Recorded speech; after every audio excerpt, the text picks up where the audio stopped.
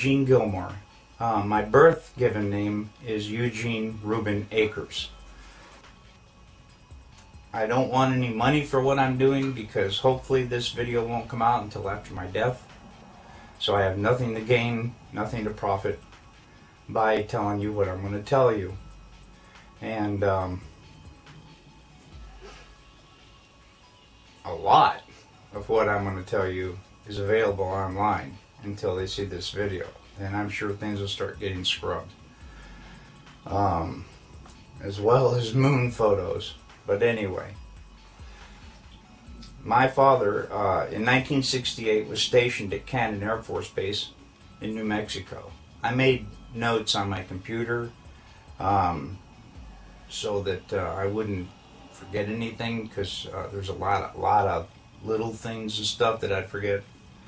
So these notes were made a long time ago. The original recording that my father made on his deathbed was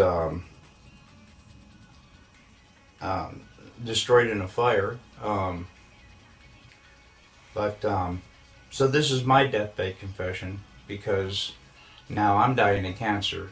I've got cancer all over the place, and they don't know where it's coming from, and I don't know if they can stop it, but it don't look good. So I'm going to go ahead and make this video for Bart Seibel. He knows not to do anything with it until notification of my death, for which my son will respond to that.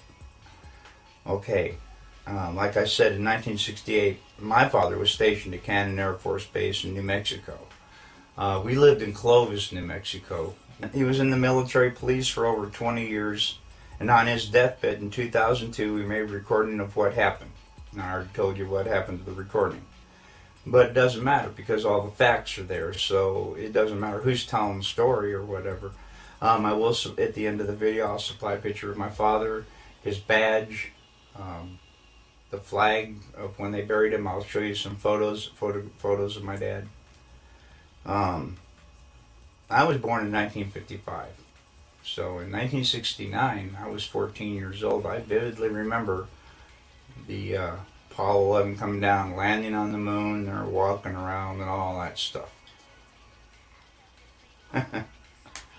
Anyway, I never questioned that until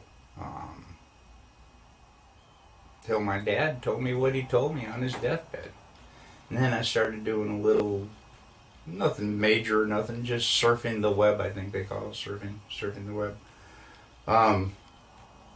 And a lot of that information's right there on the web. I mean, it verifies the story that he told me. A good detective, a good one, would be able to uncover a lot more of the story that I'm getting ready to tell you. So, please have at it. I've never known my dad to lie. To get caught lying was worse than whatever it was you did to begin with. I remember going to school with long sleeve shirts on to hide the purple welts.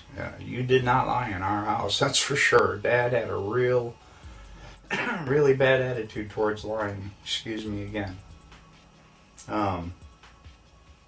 Okay, anyway, this is the story that my dad told me on his deathbed. Project Slam Dunk was the name of this. President Johnson in 1968, okay, in Cannon Air Force Base in 1968, he said by the time he got there, that there was already 2 large hangars that were connected. There was hundreds of dump trucks that came in and dumped sand and stone, and cement powder was powdered over the top of all that to make it look like a lunar landscape. They had men that fashioned it into a lunar landscape, he said. Okay, I've never known my dad to lie, so this all took me by surprise. You know, what's that all about? So anyway, he said that in front of the airplane hangars was pole framing with large canvas tents that was concealing the inside of the staging area. Inside the staging area, on flatbed trucks, was uncrated the lunar lander that was reassembled back inside the hangars. All of the walls were painted flat black, and the ceilings as well. He was sworn to secrecy by the NSA, and they would put him in prison for breaking that oath. And when Dad saw the moon landing on TV, he cried. He said he knew that what he had witnessed on TV was exactly what they recorded in that hangar. There was no reason for them to go flying around and everything. They had detailed high-definition photos of the landing area.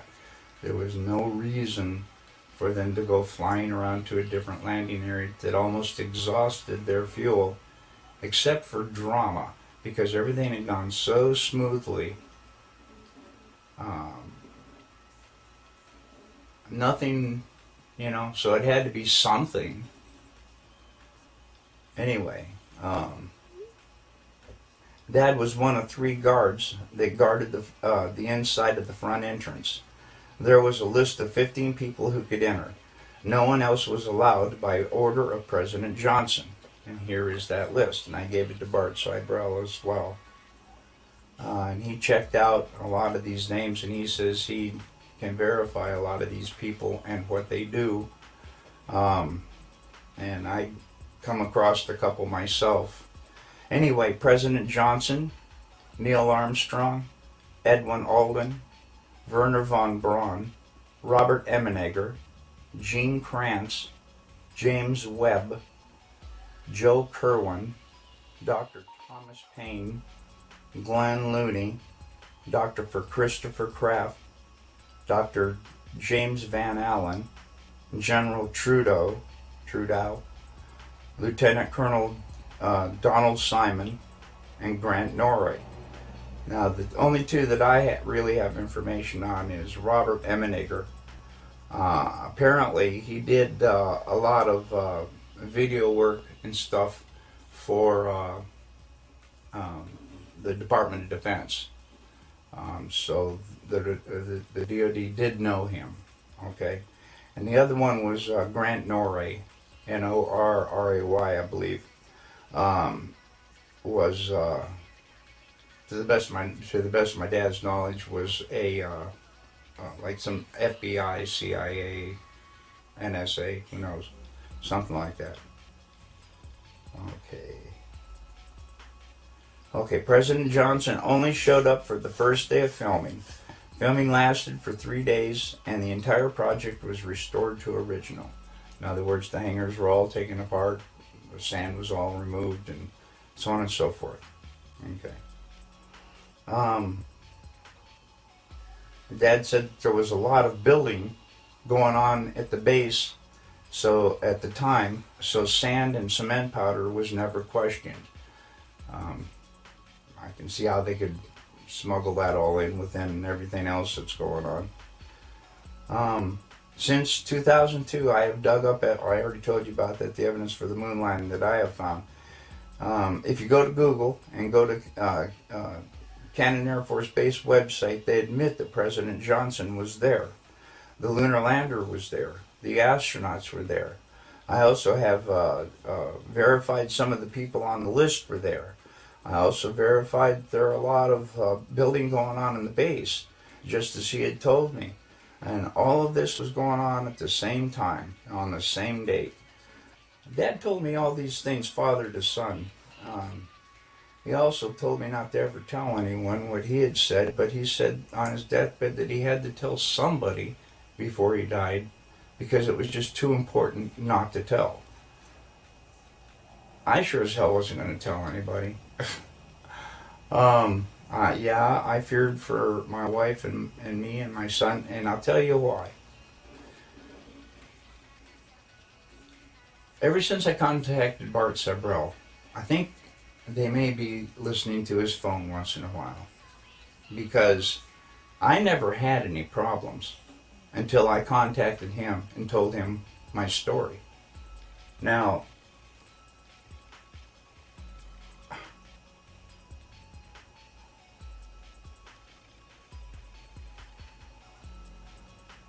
People broke into my house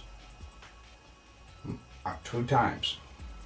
I was visited by men with black suits, and I was told in no uncertain terms to drop this whole project, not to say anymore to anybody, or me and my wife and my son could disappear. You take that pretty literally after everything that's going on.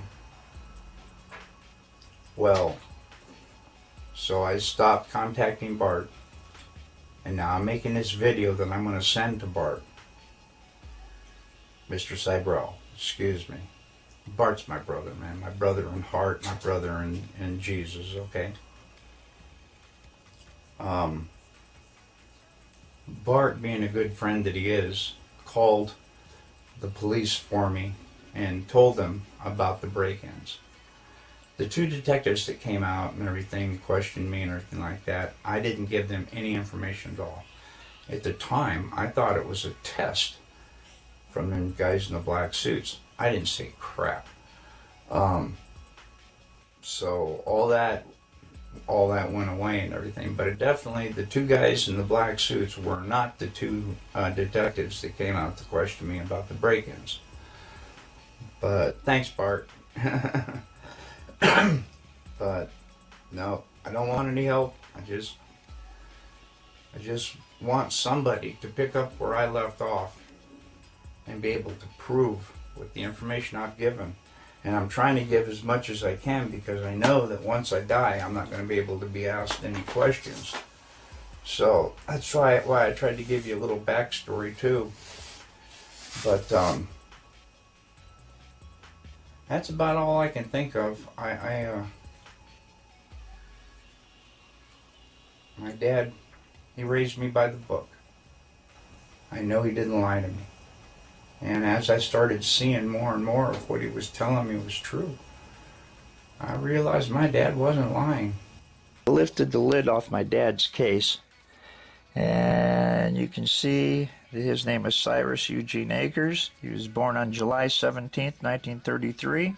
He died on September 28th, 2002. Here's his badge, and I wanted to see if I could get as close as possible so that you can read the numbers on the bottom, which are, okay, there it is.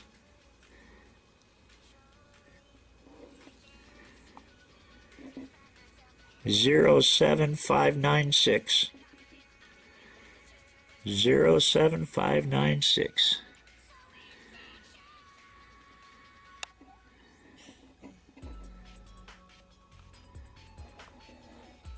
That's my dad.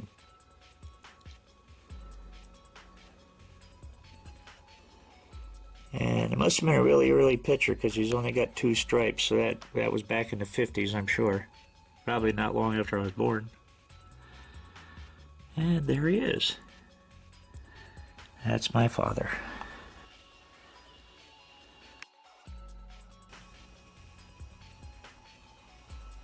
My dad, he raised me by the book. I know he didn't lie to me. And as I started seeing more and more of what he was telling me was true, I realized my dad wasn't lying.